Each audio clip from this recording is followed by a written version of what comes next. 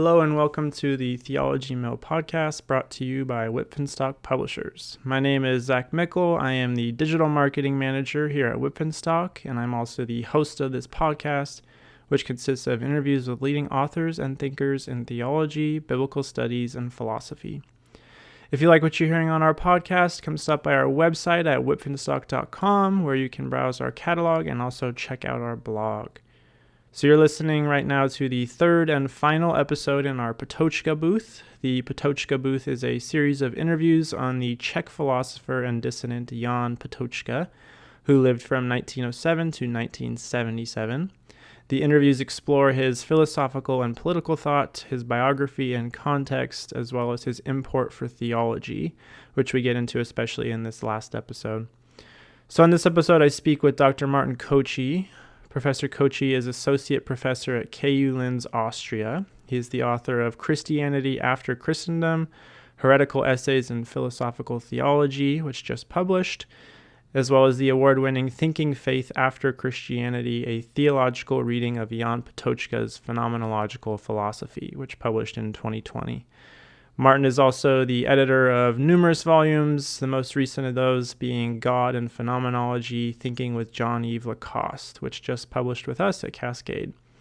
And also, as a side note, we mention in this episode that Martin Koci's book, Christianity After Christendom, will be publishing in a couple weeks. We also say that it will be publishing in October.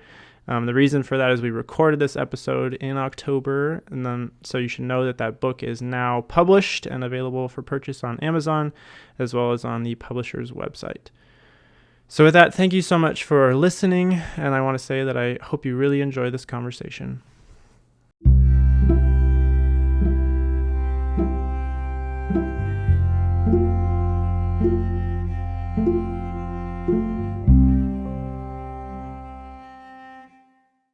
All right, so I am here with Dr. Martin Koci, who is an assistant professor at KU Linz in Austria. And so we are sharing some time together today transatlantically for our Patočka Booth. So before we get started, Martin, could you just tell us a bit about yourself, maybe what you do, as well as how you came to study Jan Patočka? Hello to everyone. Thank you for having me on Patočka Booth. As you have already said, I'm an assistant professor of fundamental and dogmatic theology at KU Linz in Austria. That means by training, I'm a theologian. I did my PhD at KU Leuven in Belgium. And actually, the main theme of my dissertation was a theological reading of Jan Patočka. And how I got to Patočka, that was actually very simple. I was very much interested as a theology student in the so-called theological turn in contemporary phenomenology or in continental philosophy in general. And I was meditating several possible avenues how to research this topic in my dissertation. And at one moment, my promoter, Lieven Bouvet, told me, yes, you can do it. You can research the theological turn in contemporary phenomenology or philosophy, and you can work on Derrida or Marion or any other main figure of this theological turn, but then you will be another one in a row. What about to do something original? And then I got this idea that it could be possible to read Jan Patočka, who is a philosopher of phenomenological orientation, alongside this theological turn. This is how the story started, and since then Jan Patočka hasn't left me. Great. Okay, so kind of our icebreaker question then, to kick us off. If you could place three figures all together in a room with Jan Patočka, so he's already in there, and then three other figures, and you could listen to their conversation, who would you choose to put in that room and why? This is an interesting question. I think one of those three other figures would be Emmanuel Falque, a contemporary French phenomenologist and theologian. Mm-hmm. And the reason why I would choose Emmanuel Falque is not only because I'm researching currently on Emmanuel Falque, his concept of finitude and what it brings or could potentially bring to theology, So I would be very much interested about the dynamic between Jan Patočka and Emmanuel Falque, two figures who share the same phenomenological tradition, who share sometimes more, sometimes less interest in theology, but who are very different characters. That must be said, because Emmanuel Falque is very enthusiastic philosopher, thinker, theologian, perhaps. And Jan Patočka was a man of letters of a very classical kind. So that means he was really like the next Socrates, just living in the 20th century. So that would be my choice. But then to put other two, to make it four, in the room, so I would choose Roger Scruton, a conservative philosopher from England who died not long time ago, and then as a sparring partner to him, Jacques Derrida. And why? Because Roger Scruton, as I already said, was a kind of conservative philosopher, and Derrida was rather on the left side of the intellectual spectrum, so to say. But both of them found a profound inspiration in the work of Jan Patočka. And I think this is something very interesting about Patočka, something understudied yet, that Jan Patočka and his work, his thought, is able to inspire people of different political opinions, of different religious opinions, people who stand on different sides of the intellectual barricade, so to say. And that's something I find interesting. I don't know why it is so. Maybe because Jan Patočka stood with his own life behind his ideas and his thought. But yeah, I would love to hear this conversation between Jan Patočka and Roger Scruton on the one hand, and Jacques Derrida on the other hand, and see all tensions and different interpretations from different points of view. So that would be my choice. Yeah, that sounds like a very lively conversation. And no, I would definitely confirm what you're saying about Emmanuel Falque. He's a friend of ours on the Theology Mill and at Whippenstock. He recently published a book with us, and we've had him on the Theology Mill, and he certainly is a very enthusiastic person. Yeah, that's interesting, Roger Scruton and Jacques Derrida, because both of them pretty frequently visited the underground seminars in Czechoslovakia in the 80s, right? That's right. Yeah. Okay. Yeah. I don't know to what extent or if they interacted much as they were doing that, because I've read a book, Barbara Day's book, I think is called the what is it called, the Velvet Philosophers or something like that. Yes. And in that book, she almost makes it sound like kind of each nation was independently sending scholars. So there was kind of a movement of French scholars that were going over to Czechoslovakia, and then a movement of English philosophers. But I'm not sure to what extent they coordinated, or if those two interacted at all. Yeah, it'd be very interesting to know. I don't think they interacted. I think they were there at different times on different occasions, and most likely they never met during those days in Prague, or also in other Czech cities where underground seminars were organized. And actually, that's also the link to Jan Patočka, who was kind of a figure of underground seminars in the 1970s, after he was for the third time kicked out from the university. So that's also actually a nice bridge between Derrida, Scruton, and Patočka, and why this conversation would be not only lively and enjoyable, but definitely they would have some common background to share. Yeah, absolutely. Yeah. Okay, so let's turn to Patočka himself. So tell me a bit about who Jan Patočka was, particularly for listeners who may not be familiar with him or terribly familiar with him and his work. And maybe you could share just kind of what were some of the major events of his life, and maybe any kind of if there were intellectual twists and turns to his biography as well. But just who was Jan Patočka, and what were some of the major moments in his life? Jan Patočka was probably the most influential and important Czech philosopher of the 20th century. He was born in 1907, died 1977.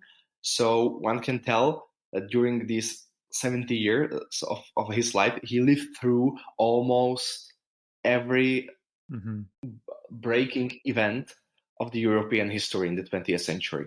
So he experienced the First World War, then he experienced as a young intellectual the interwar period of Czechoslovakia, newly created state with huge ambitions, intellectual, political, economical. Then he saw how it all collapsed in the wake of the Second World War, and this kind of war experience was very influential later for him in his perhaps the most known work, Heretical Essays in the Philosophy of History, written then in 1970s. But then, to go back to a personal history of Patočka, during the Second World War, he was not able to teach as a philosopher at the university because all universities in occupied countries, the countries occupied by Nazi Germany, were closed. So Jan Patočka was not able to act as a philosopher. And then after the war, when he re-entered university, very soon after the communist coup in 1948 in Czechoslovakia, he was kicked out from the university again because of his, let's say, political opinions, his allegiance to a former Czechoslovakian state. And then, when he re-entered the university in 1960s during a period of the so-called Prague Spring, which was perceived, especially in the West, as a certain democratization, liberalization of the communist regime. Then after he experienced in 1968 the Soviet occupation of Czechoslovakia, and again at the beginning of the 70s he was kicked out from the university again. So he experienced this 3 times. Still, he didn't give up to be a philosopher, and perhaps his most important work was created during the years when he was not able actually to act as a philosopher. One funny story is said about Patočka, that during the Second World War, when he was not allowed to teach at the university or to act as an academic philosopher at the university, he spent most of his time in the National Library in Prague and read pretty much everything from philosophy. So there were better moments of this non-activity or this impossible activity of being a philosopher, and then much worse moments later during the time of communism, when he was actually where he was under surveillance, and he was perceived as a person who is dangerous, not because of his powers or strengths, but because of his intellectual capabilities, because of his links to the international intellectuals and so on.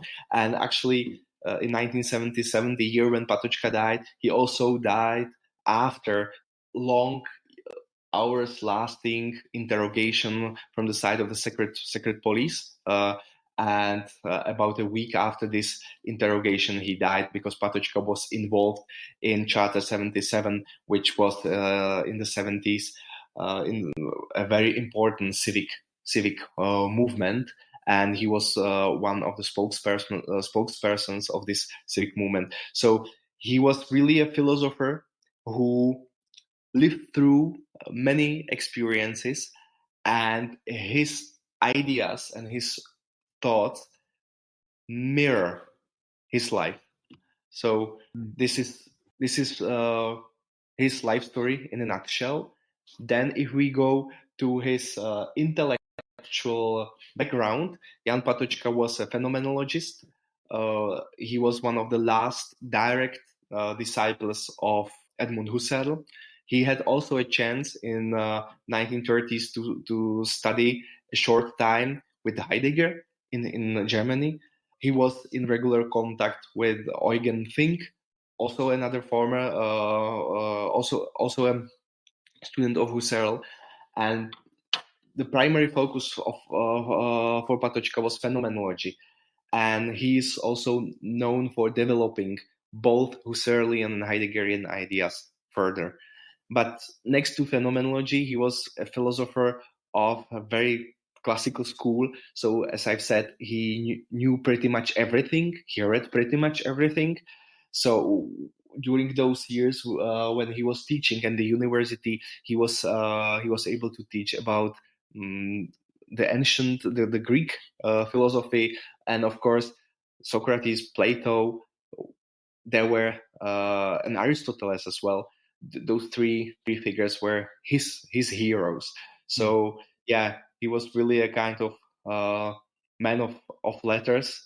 Perhaps today it's impossible to repeat such a kind of broad scope when we do philosophy. Mm-hmm. Yeah. Did he ever have trouble publishing his work? Like, was he able to kind of publish his work publicly throughout his life, or given kind of all the geopolitical tumult he was living within, and kind of all the exiles he suffered from the academy, was he forced ever to kind of publish underground with like the samizdat movement that was going on in Czechoslovakia during, I think, 70s and 80s maybe? So yeah, I guess to what extent was he having to kind of publish underground, or was he able to publish things more publicly?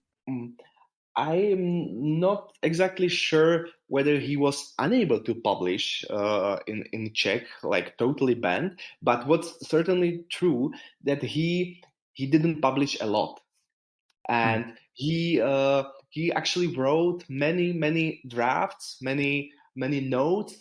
He started with many projects which never saw the light of the world, so to say, during his lifetime. Now we have the collected writings of Jan Patočka, and many of those writings, virtually complete works dedicated to different themes and topics were not published during his lifetime. And some of his other influential works, for instance, Heretical Essays in the Philosophy of History, Patočka started to write this particular book in German, because it was intended to be published in German, in Germany. So yeah, he had certainly some difficulties. He wasn't a regular publishing philosopher in Czech or in any other journals internationally. From time to time, he was able to publish. In 1960s, he published something, but yeah, some of his works were actually written and hidden, and only now, years or decades after his death, we have edited versions of these works, and we can use them for research. Okay, so turning to his work, or just a closer kind of consideration of his work, what would you say are some of kind of the key themes in Patočka's writing? So one important theme for Patočka is the philosophy of history. And Paul Ricoeur also says, there are two main focal points in Patočka's work. That's philosophy of history, and then the so-called asubjective phenomenology. What does it mean? It means that Patočka, as I said, he was a direct student or descendant of Husserl and Heidegger, and he had a great ambition to develop phenomenology further, to write another chapter to the tradition of phenomenological philosophy. And he did. He developed something what scholars call asubjective phenomenology, which is an attempt actually to combine both Husserlian and Heideggerian insights together. But then, because of his life story, because of all those experiences about which we've already talked, Patočka couldn't be just an academic philosopher or a phenomenologist in his ivory tower. He had this desire, this inner desire, that his thought, his writing would have some impact on the lived experience, which he studied as a phenomenological philosopher. That means that he naturally turned to the theme of philosophy of history, to the question whether history has a meaning, to the question, what does it mean to be in the world as a person who experience finitude, who experience questions concerning meaningfulness or meaninglessness of being. So those would be his two main focal points: philosophy of history and phenomenology. And of course, he also wrote interpretative books on philosophy in antiquity, on Aristotle, on Plato, even though his works on Plato reinterpret and reread Plato in a new fashion from his own perspective of living and being a phenomenological philosopher. So his scope was quite broad, but I would say really philosophy of history and asubjective phenomenology, or phenomenology in general, would be two main focal points of his body of work. Sure. Yeah, I mean, that's great to know as far as the kind of the broadness of his scope. Would you describe him as a pretty systematic thinker, or is his work kind of more scattershot? Yeah, to what extent did he have sort of like a project, I guess, is my question, that he saw as unifying the whole, or again, was it kind of more scattershot? This is a great question. In one sentence, Patočka was not systematic at all. That's the problem for us scholars when we want to read Patočka, because you start somewhere and then you think, okay, this is very interesting, what he thinks about history, what he thinks about the meaning of history. And you read, for instance, Heretical Essays. And of course, it's one of his mature works. But then, you don't understand perhaps certain passages, certain parts, why he's saying so. What's this argument about? Because Patočka was constantly working on many fronts, I would say. He was starting new projects, and it's difficult to say that this is his opus magnum. There is no such a thing. For instance, the well-known Heretical Essays, it's a tiny book of 100 pages. It's really six essays published together. But then it's kind of result of his life work. He had been interested in philosophy of history since the very, very beginning of his intellectual life. And when one reads, for instance, his early writings, which are not in majority translated into English. Some of those writings are available in German or in French, but in English is access to these texts quite limited. So the thing is, there you can see, so many ideas which will be developed later in his work.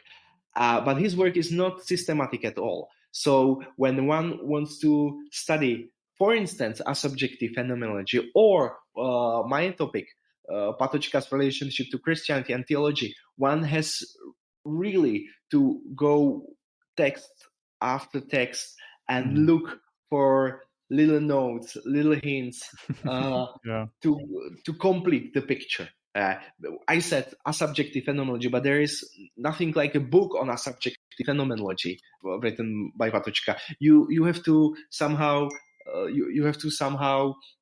put it all together. And so no, he's not a systematic thinker, even though he's very influenced by the German tradition. So his thinking is very profound, and it's not easy to understand his writings, even for us who speak and read Patočka's mother tongue, Czech, sometimes it's very, very difficult actually to decode what is this section about. But it's difficult to systematize his work. Sure. Yeah. And one of the themes in his work, which one of the many themes, which is maybe not treated as central necessarily, I think, by a lot of interpreters, is his relationship to religion and his relationship to Christianity specifically, which is kind of a question you take up in your really wonderful book, Thinking Faith After Christianity. Subtitle is a theological reading of Jan Patočka's Phenomenological Philosophy, which I'm assuming is a revision or a reworking of your dissertation. But yeah, what would you say is Jan Patočka's relationship with Christianity? What, like, was he himself a Christian? But then also, did his views on the Christian faith kind of change at all throughout the course of his life and his writing? Mm-hmm. So Jan Patočka was baptized in the Catholic Church. Then, after the collapse of Austro-Hungarian Empire and the creation or the erection of Czechoslovakia, he left the church officially for some time, but then he returned, which is kind of event from his life about which we don't have many information or any specific records. We just know that at one point he officially left the church and Christianity, and then he so-called returned to the Catholic Church. But one has to say he was not practicing at all, never. He was officially baptized. He somehow belonged to the Christian religion. One can say that, but he was not practicing Christian. So his views on Christian faith is really informed, or to put it other way around, the way he looks at Christianity is really the way of a philosopher looking at Christianity. And it's true that it's not perceived, this theme is not perceived to be the center of Patočka's thought. And it certainly is not the center. It is not the obvious center of his work. But if you read all his writings from the beginning to the end, or perhaps not all of them, but if you read through the different periods of his intellectual life, you can see that the theme of religion, and in particular the theme of Christianity, or the question of Christianity, never left him. He was always somehow interested in Christianity as a religion. But when I say religion, I should perhaps say more that he was more interested in Christianity as a certain way of life, a certain philosophy which is practiced. So faith as a way of being in the world, as a way of inhabiting the world. And yes, I would say his views developed throughout his life, and I'm sure we will touch up on that a bit more during our conversation. But one can say that his relationship to Christianity is somehow similar to some philosophers of the French so-called theological turn. They can't stop talking about Christianity. So, some of them can't stop to talk about theology, and some of them come from the Catholic background, some of them not. All of them refuse to be theologians, at least they say it explicitly. But implicitly, I as a theologian can work with their writings. And that's same with Patočka. That applies to his work as well. And that's why I think it's so useful for me as a theologian to read his work and try to reread it theologically. Yeah, as you're saying, I mean, Patočka is certainly not a theologian, but kind of as you're alluding to, he in some ways he may be similar to some of the thinkers in the theological turn in contemporary phenomenology and just continental philosophy in general, in that he at least does devote attention to kind of this relationship between philosophy and theology. He devotes considerable space in his writing to this relationship. So what did he see exactly, or how did he kind of figure the relationship between these two disciplines? It's actually very interesting that the very first published essay which Patočka wrote was entitled Philosophy and Theology. So one can say he opened his career as a philosopher with this little essay, which is marked by his youth, by his enthusiasm. It's a polemical essay. It's a kind of reply to one of his friend. It is a reply to a Protestant theologian who was arguing for stronger integration between philosophy and theology. And Patočka, at that point of his life, in his 20s, basically, says, no, there is no such a thing as philosophia ancilla theologia, so philosophy as the handmaiden of theology. It's just not true. And he's very resolute about this distinction between philosophy and theology. But also this opinion, I would say, develops. And in a text published maybe 20 years later, Patočka, I would say, praises theology and says that theology is one of the most difficult ways of thinking. And I think then he never became a theologian. He knew theology of his time. He knew main debates in theology about the mythologization and other later about secularity and theology and so on. And he was interested in theology, but of course he didn't write any theology of his own. What he was mainly interested was Christianity as a kind of lived experience. And I think then we can say there is no theology in Patočka, but from his thought, we theologians or philosophers of religion, we can draw some inspiration to write philosophy of religion or to write theology, or something I would not hesitate to call theology. Yeah, for sure. Yeah.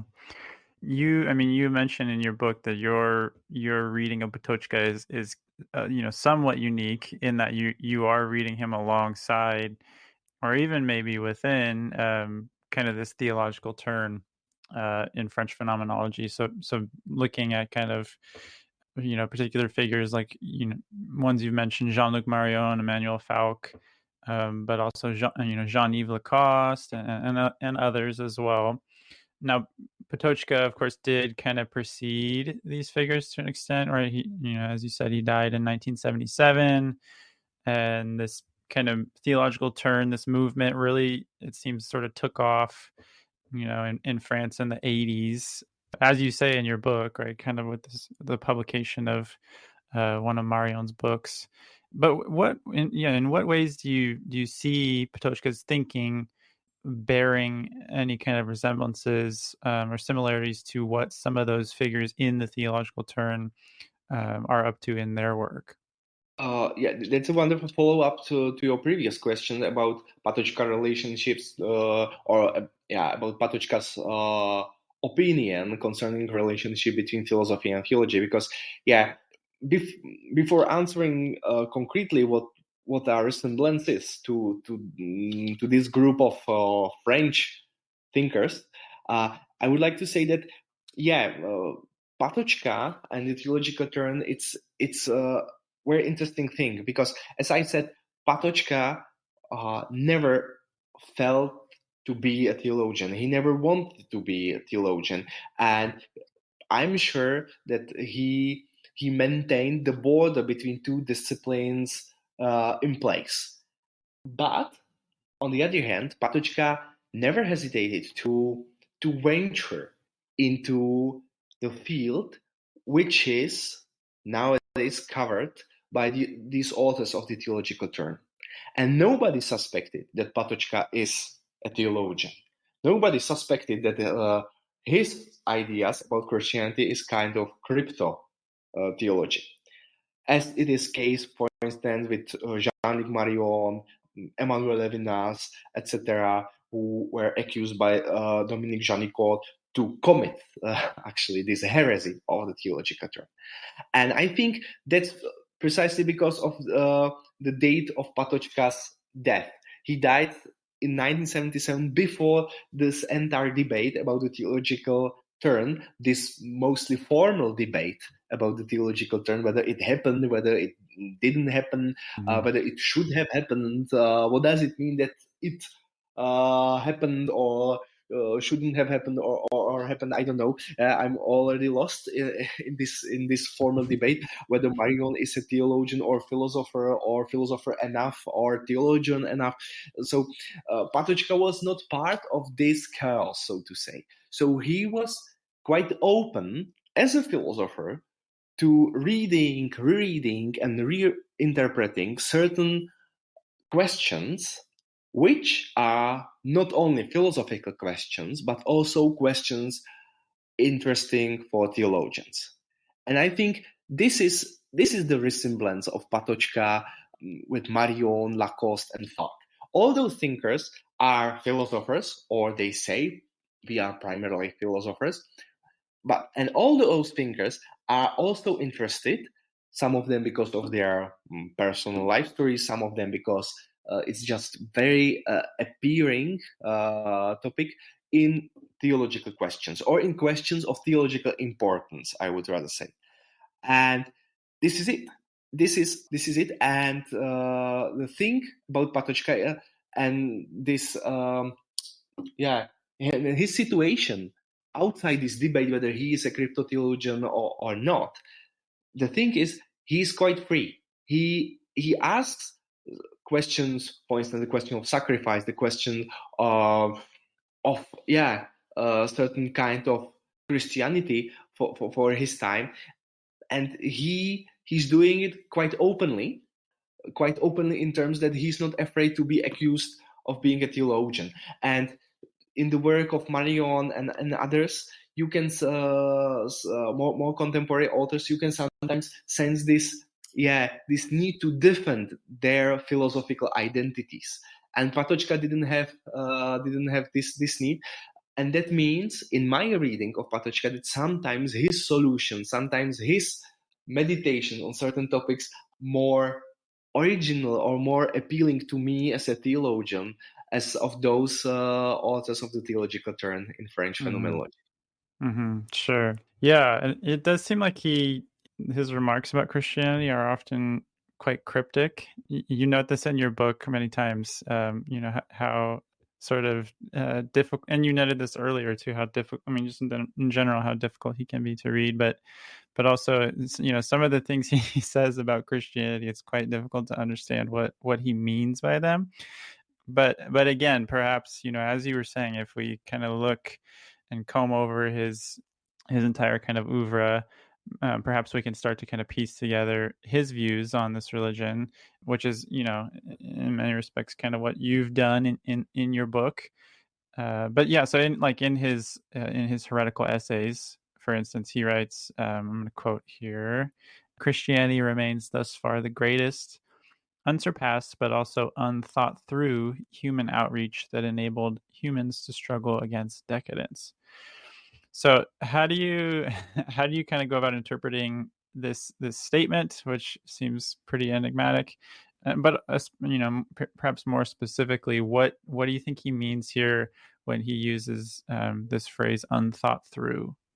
Yeah, this sentence, this quote from Heretical Essays haunts me, and I can leave it behind. I remember that during the defense of my PhD thesis, which is the previous version of my book, Thinking Faith After Christianity, one of my correctors told me that I cited this single sentence about 8 times or 9 times in the whole thing. So yeah, and this sentence is still with me. In a couple of weeks, my second book, Christianity After Christendom, will appear on the market, And that's not a book about Patočka, but basically I can say it's a book about this sentence. And it's my attempt actually to understand what this sentence could mean, what this Patočka sentence could mean for us in today's world. And so of course, at first sight, one notices that Patočka esteems Christianity for something here. Christianity is important. He doesn't talk about theology. He doesn't talk about any content of Christianity here, but still he says there is something important, even more radical. It's the greatest unsurpassed, but also unthought through human outreach. That's Kohak's translation. I don't like this translation. I rather say it's this is the greatest unsurpassed, but also unthought elan that enabled humans to struggle against decadence. And I think, in this sentence, the inspiration we can take from Patočka is condescending. Really, it's his thought about Christianity in a nutshell. And what I find interesting there, and what I've tried to develop in my coming book, Christianity After Christendom, with the subtitle Heretical Essays in Philosophical Theology. So the reference to Patočka is obvious, of course.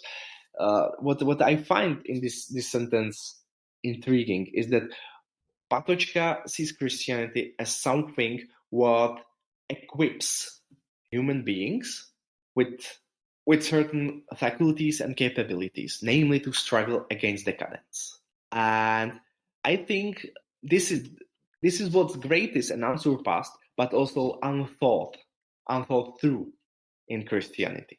Christianity, in Patočka's view, or the way I'm inspired by Patočka, Christianity is a certain mode of being, certain way of existence, certain movement of being in the world, certain way how we grapple with being thrown into this world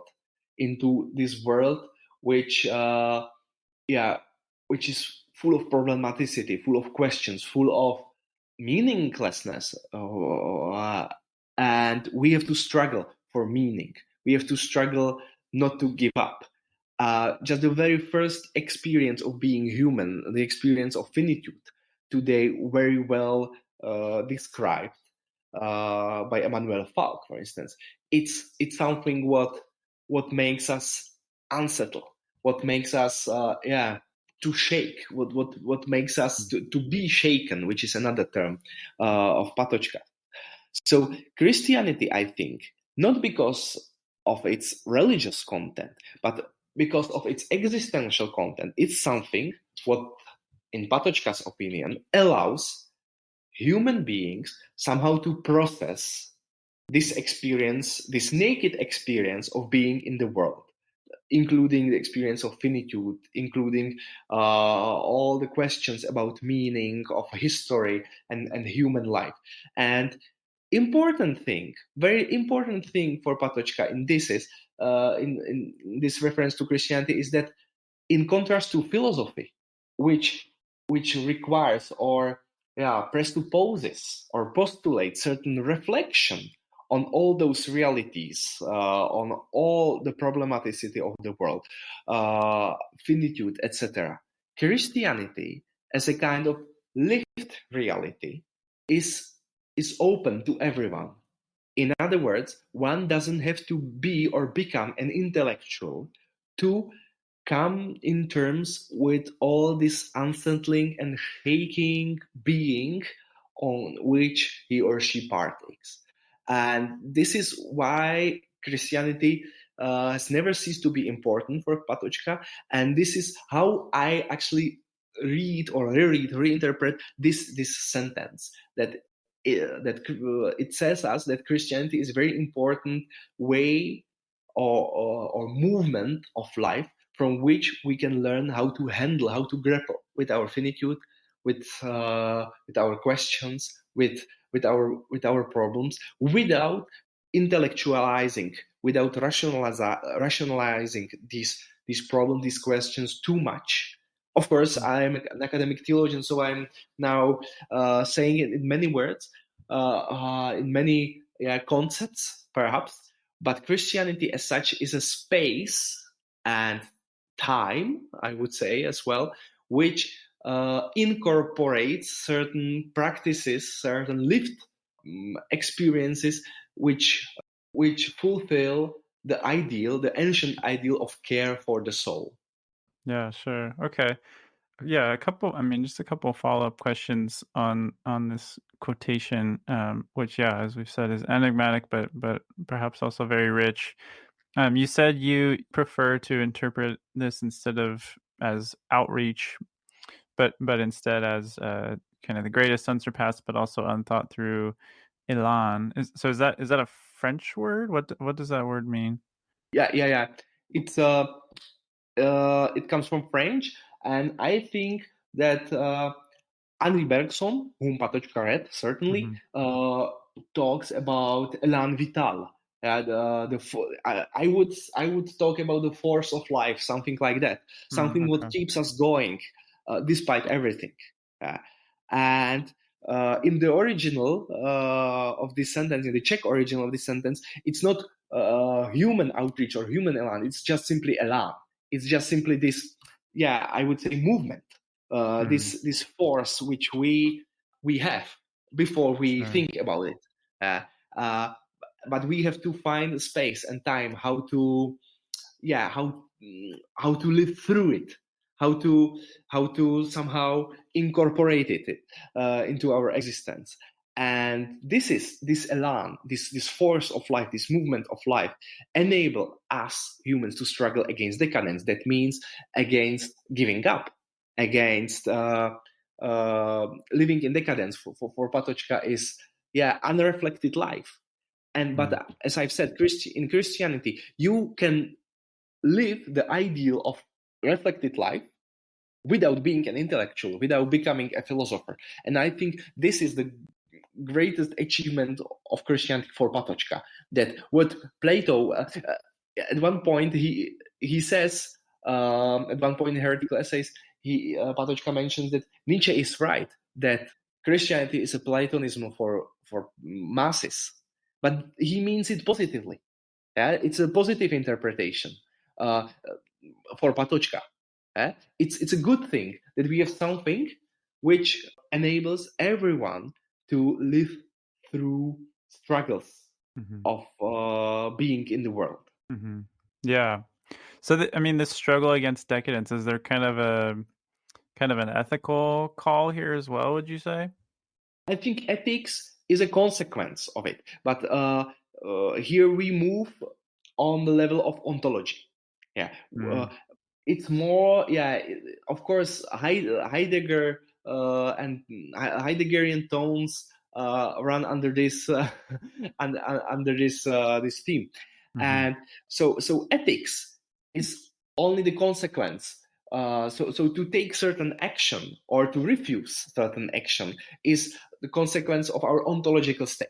So first we have to somehow process the struggle against decadence. We have to somehow embrace this elan against decadence on the level of ontology, and then we can act. So Christianity doesn't play a role of a moral agent here, not in the first instance, not in the first place. The first is the level of ontology. And of course, what's decadence on the level of ontology? That's Heideggerian boredom, that's life which, for intellectuals, which is not reflected, but for those who are not intellectuals, it's a life which moves only from, Patočka says, on insisting on life, that we have to survive, on the survival. That's decadence. If we keep living just to survive, if we defend our life, if we accept our life as it is in order to survive.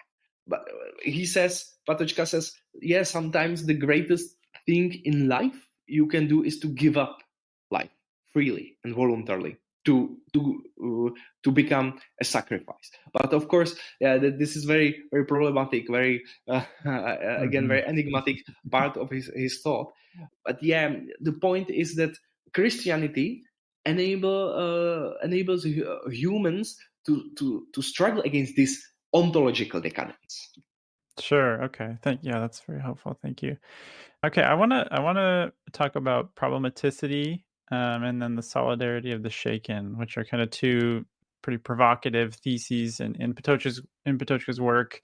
And so in your book, you're kind of arguing that theology on the one hand is kind of a discipline, but then also perhaps kind of the Christian community or those within kind of practicing their Christian faith, that these sort of sectors can benefit from these ideas. So problematicity and solidarity of the shaken. So what exactly does Patočka mean by these is the first question, and then another question is how do you think that the Christian community might kind of absorb or apply these ideas beneficially?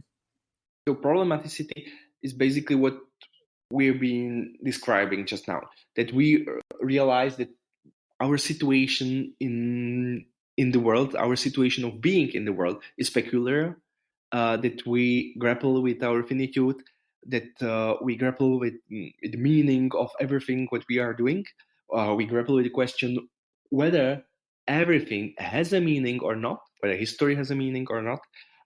That's the state of problematicity. There's the state of constant questioning of that what is.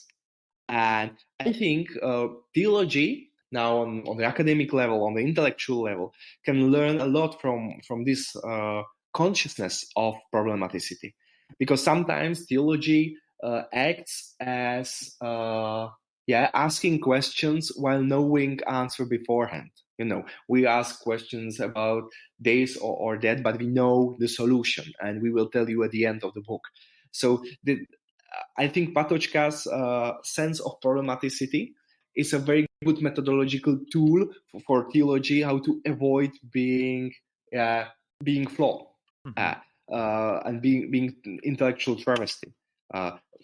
So that's one thing. The second thing, of course, is the ontological level of problematicity, that we really live in a problematic world.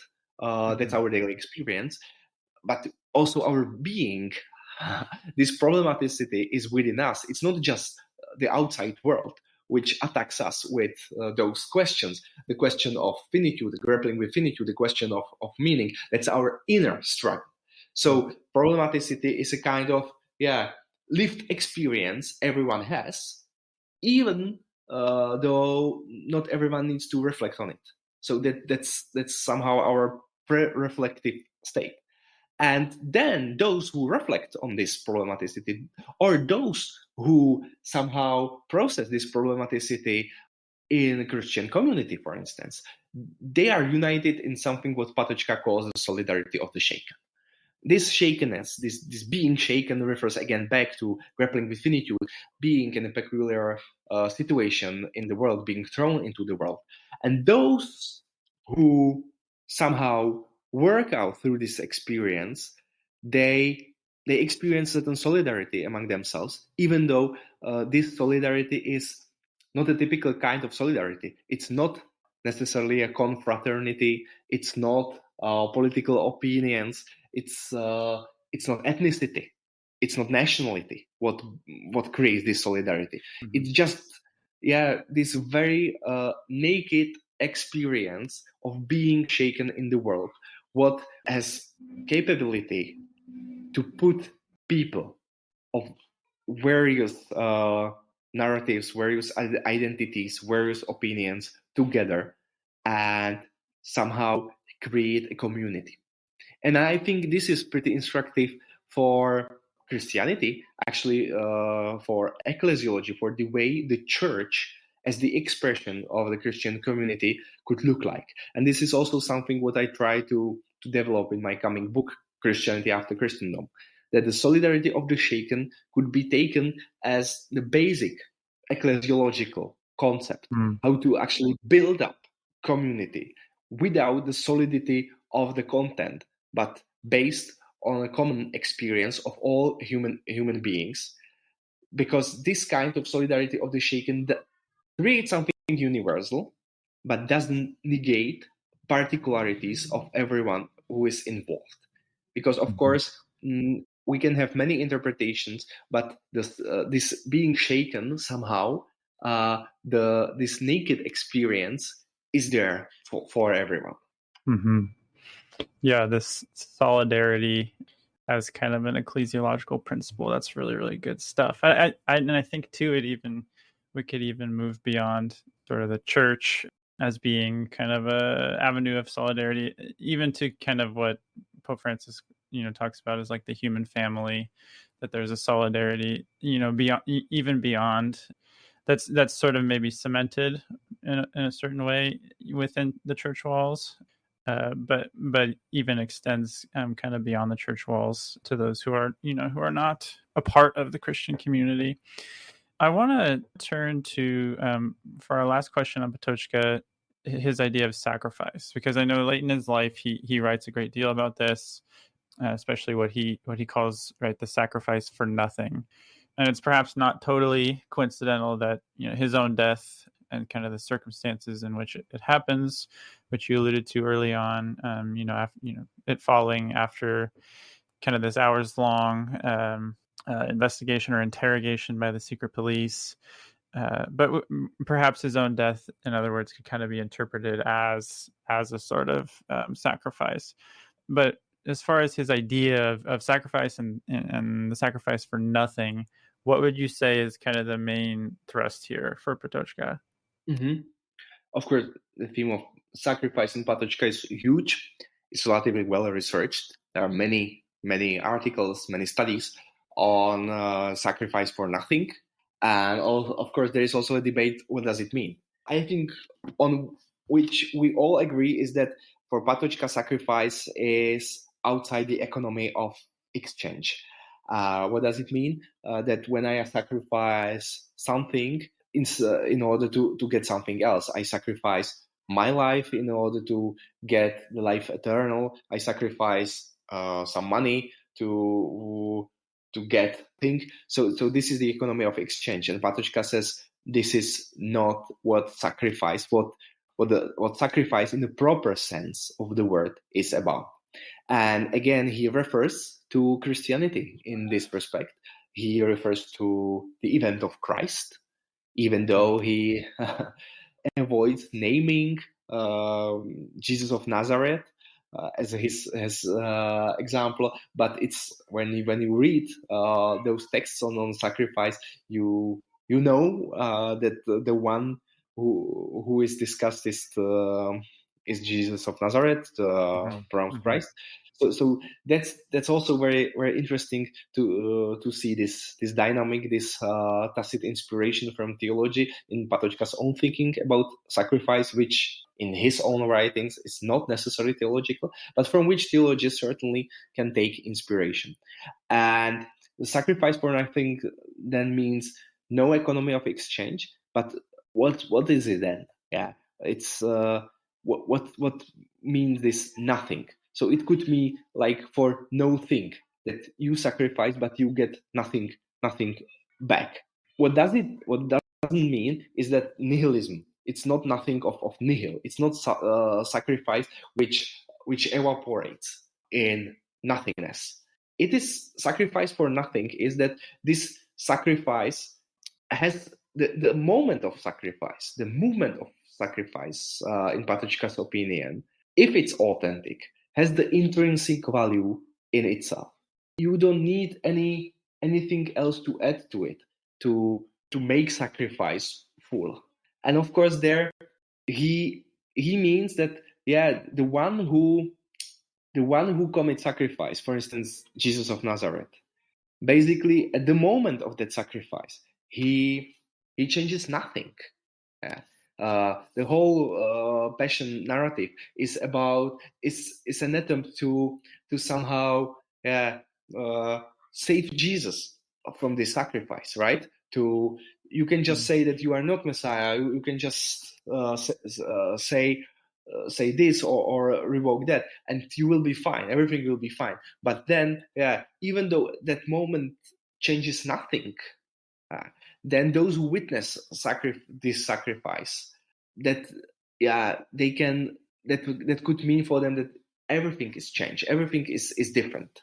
And sacrifice for nothing is really a huge topic, which is very difficult to somehow to interpret. But I think it's a kind in our world, which is where we hear the inflation of the world of sacrifice. You have to sacrifice this to get a good job. You have to sacrifice that to go to the university, to be good at that. That's not sacrifice. Sacrifice is really ultimate, irreversible, something for nothing, in a sense that it brings nothing. It brings nothing, but it can change everything. Yeah, that's really beautiful. And as you said, I know the discussion of sacrifice opens up a whole, I don't know, treasure chest of kind of conversations that have happened around this topic in recent decades. But as we close, I want to give you a chance to kind of plug any projects you have that are in the works. And you mentioned this book you have dropping in a couple of weeks. I know you also have a forthcoming project that you co-edited on Jean-Yves Lacoste coming out pretty soon with us at Whitpenstock. So I just want to give you an opportunity to kind of maybe share about these or any other kind of projects you have coming down the line. Well, thank you. The main thing now is the book, the second monograph, which I already mentioned. The title reads Christianity After Christendom, Heretical Essays in Philosophical Theology. And in this book, I basically summarize some main perspectives on what Christianity could potentially be in several philosophical readings, and then in a kind of debate with Patočka, or continuing dialogue with Patočka and Emmanuel, Falque, and others. I try to formulate this this idea of Christianity after Christendom a bit better. What does it actually mean? And as already mentioned, this sentence from Patočka's Heretical Essays is really crucial there. But that's already closed project. It's gonna be published, or it's gonna appear on the market in a couple of weeks, in sometime in October. So you can check that if you are interested. But currently, I'm beginning with a new writing project, and that's something for which I have working title Towards a Credible Theological Grammar. And my main focus is the theme of finitude, embodiment, and the world as theological categories. And I'm trying to develop something I call it credible theological grammar. Lovely, yeah. Am I right in thinking that Jean-Luc Nancy and Gianni Vattimo sneak into this book that's dropping in a couple of weeks? Absolutely. We haven't talked about Jean-Luc Nancy today a lot, but Jean-Luc Nancy is a very important thinker for me, and I would say he would also enjoy a conversation with Jan Patočka, because they speak about very similar themes from a bit different perspectives, but they would definitely enjoy conversation together. Sure. I really like to read Jean-Luc Nancy alongside Jan Patočka, because I find both of them as just amazing thinkers. Sure. Okay, so as we close, where can people kind of find you or learn more about your work? So one place where you can find me is the website of our university, KU Linz. Then you can follow my work day by day on my Twitter account under my name, Martin Koci. And I also have my personal website with a bit strange address, philosophy.eu. But that we can perhaps put to some comments under this podcast, yes, because that might be easier than for our listeners to find me online. Sure. Yeah, no, I will leave a link to that website, to your personal website, in the show notes, as well as links to all of your books. But yeah, I want to say thank you, Martin, very much for taking some time to chat about Jan Patočka. It's been really delightful, and also I hope that you have a great rest of your paternity leave, and best wishes on this new project that you're working on. Well, thank you for having me, and thank you for doing this Patočka Booth. I find it absolutely amazing, and I'm looking forward to hearing other guests on this podcast, and I'm sure it will be great success.